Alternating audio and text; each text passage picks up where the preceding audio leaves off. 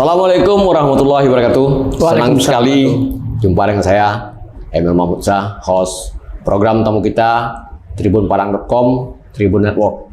Kali ini kita akan membahas tentang kebudayaan dan dikaitkan dengan pariwisata di Sumatera Barat. Untuk itu kita menghadirkan seorang narasumber, itu yang kali ini beliau adalah Kepala Balai Pelestarian Kebudayaan Wilayah 3 Sumatera Barat, yaitu Pak Unri. Silakan disapa, Pak. Assalamualaikum warahmatullahi wabarakatuh. Salam. Halo Tribuners Sumatera Barat, mudah-mudahan kegiatan ini bisa bermanfaat Amin. bagi pelestarian nilai budaya ke depannya. Baik Pak Unri, kita akan mulai ya perbincangan ini. Ini nama lembaga atau kantor Bapak ini kan agak unik nih. Silakan Bapak jelaskan dulu lah. Iya. Terima kasih. Kami itu adalah di bawah Direktorat Jenderal Kebudayaan. Nama kantornya adalah Balai Pelestarian Kebudayaan Wilayah 3 Provinsi Sumatera Barat. Dulunya itu bernama Balai Pelestarian Nilai Budaya, yang kantornya itu ada di Sumatera Barat, di Padang. Kemudian ada Balai Pelestarian Balai Pelestarian Cagar Budaya Sumatera Barat, itu kantornya ada di Batu Sangkar.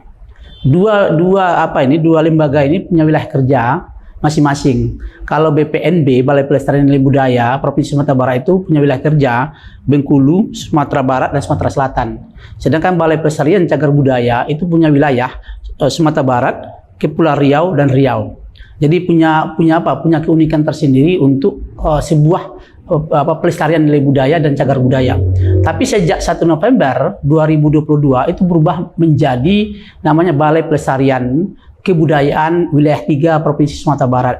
Dulu itu tiga wilayah, tapi sekarang itu menjadi satu wilayah, tapi tusinya itu lebih besar sebetulnya. Kalau tusinya itu dulu BPNB itu satu saja tusinya tentang nilai, tapi mulai 1 November itu menjadi dua dia. Menjadi dua adalah nilai budaya juga, cagar budaya juga gitu. Jadi dua konsep, dua status ini kemudian disatukan menjadi Balai Pelestarian Kebudayaan. Adapun tugas dari kantor ini adalah itu pelaksanaan perlindungan terhadap apa? Terhadap cagar budaya, kemudian tentang objek di cagar budaya, dan juga objek pemajuan kebudayaan. Objek pemajuan kebudayaan inilah yang namanya nilai itu. Mulai apa saja? Mulai dari tradisi lisan, kemudian manuskrip, bahasa, seni, olahraga tradisional, kemudian permainan rakyat, pengetahuan tradisional, itu menjadi objek dari pekerjaan dari tugas dari kantor Balai Pelestarian Kebudayaan. Itu yang pertama. Yang kedua, tugasnya itu adalah pengembangan pemanfaatan, fasilitasi. Jadi adapun komunitas-komunitas nanti itu difasilitasi oleh kantor ini. Ini artinya apa? Negara itu hadir untuk memfasilitasi bantuan-bantuan kepada komunitas sejarah, kemudian ada komunitas budaya dan sebagainya. Yang kedua, yang ketiga adalah pendokumentasian dan inventarisasi terhadap cagar budaya, objek yang diduga cagar budaya, dan objek pemajuan kebudayaan tadi yang saya sampaikan, mulai dari tradisi lisan sampai permainan rakyat.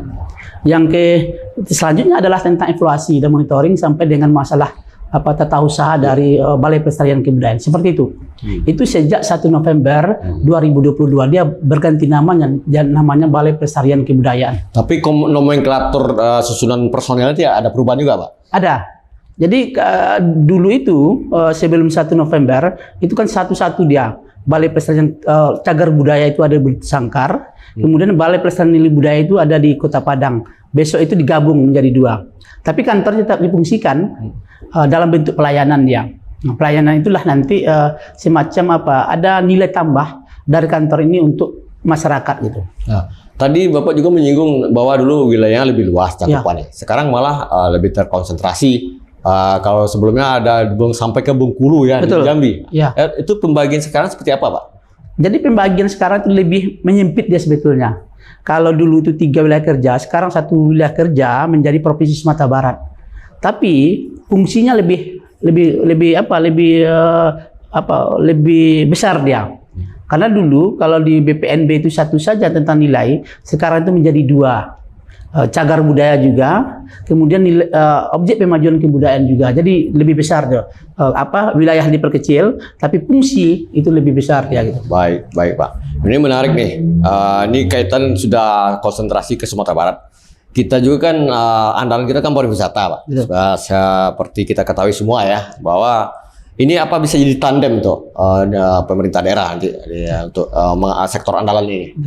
Sebetulnya bisa sebetulnya. Kalau kita berpikir tentang pariwisata, itu sebetulnya dalam konsep kebudayaan kan bonus sebetulnya. Bonus, kalau saya mengartikan. Saya mengibaratkan kalau persoalan budaya itu sama dengan deposit tambang dia. Deposit tambang dia sebetulnya gitu. Tambang budaya. Ketika dia olah, kemudian dia akan bangkit dia gitu. Kalau dia deposit lain sumber daya alam contohnya, kita lihat semen Padang, kemudian batu bara Ombilin, itu kan habis. Tapi kalau kita gali terus deposit ini, yang budaya ini itu akan berkembang bisa menjadi bonus dari perusahaan itu sendiri. Artinya apa? Kantor kami bisa menjadi backup itu. Ya. Solusi untuk bagaimana mengelola dari kebudayaan itu, kemudian bonusnya itu nanti perusahaan itu sendiri. Baik, Pak. Ini sebelum kita beranjak ke pertanyaan berikutnya, kita coba minum dulu, Pak. Ya. Ini kayak seperti sudah mulai. Sebelum kita lanjut, Pak ya. Tadi yang tertarik kita bahas itu kan tentang bisa menggali ya. Betul. Ini nilai budaya kan di sini. Sejauh proses itu tentu ada kendala, Pak. Betul. Ya tidak mungkin lancar saja ya. Apa saja kendala, Pak? Jadi ini kalau melihat persoalan kebudayaan itu kan kompleks dia. Saya bisa memetakan persoalan kita mulai dari SDM, sumber daya manusia sebetulnya. Kalau kita lihat sumber daya manusia untuk mengolah kebudayaan itu, kalau di masyarakat oke sebetulnya, tidak ada persoalan. Banyak sebetulnya ada komunitas, itu komunitas-komunitas yang bergerak di masyarakat. Kemudian dalam struktur kelembagaan ini yang sering jadi persoalan. Di Sumatera Barat, alhamdulillah salah satu di seluruh Indonesia itu yang punya dinas kebudayaan itu salah satu Sumatera Barat. Itu plus dia gitu. Tapi ketika kita merujuk ke bawah lagi ke kabupaten kota, ini kan banyak ini. Ya.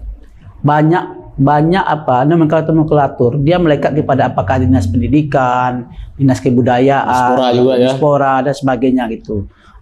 Artinya apa? Di nomenklatur saja itu mungkin bisa kita lihat posisi kebudayaan itu masih dilihat melekat dia gitu dengan yang lain. Itu di tingkat kabupaten kota. Kemudian ada lagi persoalan pendanaan anggaran sebetulnya gitu. Kalau ibarat orang berkasidah ya dana gitu, itu kan jadi sering itu. Kalau kebudayaan itu selalu ini kebudayaan selalu dikesampingkan. Tidak, artinya apa? Saya melihat posisi kebudayaan itu kita selalu mengagung-agungkan kebudayaan satu sisi, tapi dari segi mendorong untuk segi anggaran itu masih belum berpihak sebetulnya gitu. Tapi kalau sejalan dia, kita mengagungkan kebudayaan satu sisi, kemudian secara pendanaan kita perbesar, saya pikir Sumatera Barat ini maju dia dari segi kebudayaan. Itu solusi sebetulnya kalau kita melihat posisi kebudayaan itu mau kita agungkan gitu. Baik Pak. Kalau sekarang kita mungkin bertolak belakang ya. Kalau kita kaji itu persoalan itu mungkin sudah klise ya. Betul. Baik, mungkin kita akan lakukan terobosan. Apa yang bisa kita eksplor, kita gali, biar membuktikan bahwa sebenarnya ini nilai jualnya tinggi.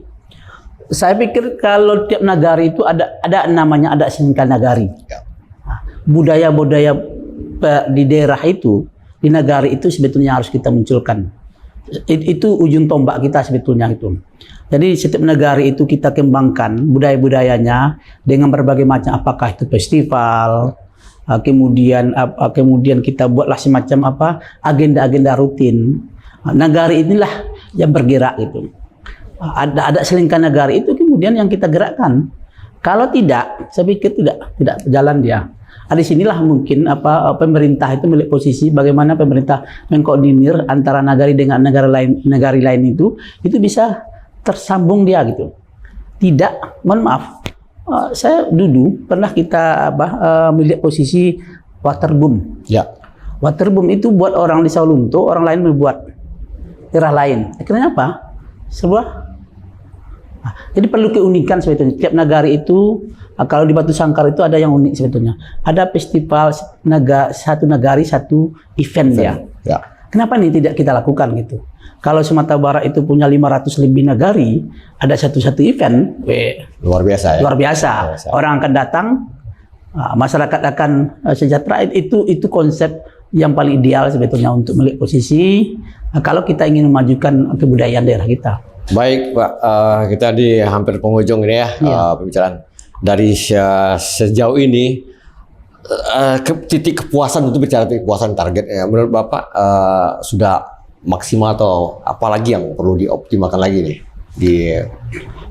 Saya sebetulnya berharap kepada komunitas sebetulnya gitu. Kita lihat kemampuan dari pemerintah itu sebagai fasilitasi itu sebetulnya itu masih terbatas dia. Menggerakkan komunitas-komunitas di setiap daerah, setiap nagari. Kenapa komunitas itu punya kekuatan dari akar rumput dia? Apa yang dia inginkan gitu, kemudian apa yang akan dilakukan itu lebih baik sebetulnya gitu. Jadi semacam harapan gitu ke depannya itu memang kita harus menggerakkan komunitas-komunitas. Saya pikir di Sumatera Barat banyak komunitas bidang film, sejarah, budaya. Dia punya apa? Punya agenda rutin dia. Punya agenda rutin inilah yang kita dorong sebetulnya gitu. Seperti tadi, kalau berharap dari pemerintah, ya pemerintahnya apa? Terbatas dia. Nah, seperti itu. Baik. Ini harapannya sudah terjawab nih sebenarnya, sudah tersampaikan. Ya, begitu Tribuners tadi seperti apa ekspektasi seorang Bapak Undri, walaupun dia punya barisan sebenarnya bisa untuk menggalang dan berkoordinasi, apalagi dengan pemerintah daerah ya Pak ya. Baik Tribuners, perbincangan kita dalam waktu walaupun relatif singkat, mudah-mudahan ada pointer-pointer yang bermakna dan bisa diambil jadi catatan penting di sini. Sebelum saya akhiri, silakan Tribuners semuanya, silakan klik di platform kami, Tribun Padang Official, YouTube, TikTok, Instagram, dan Facebook. Saya akhiri, Assalamualaikum warahmatullahi wabarakatuh. Waalaikumsalam warahmatullahi wabarakatuh.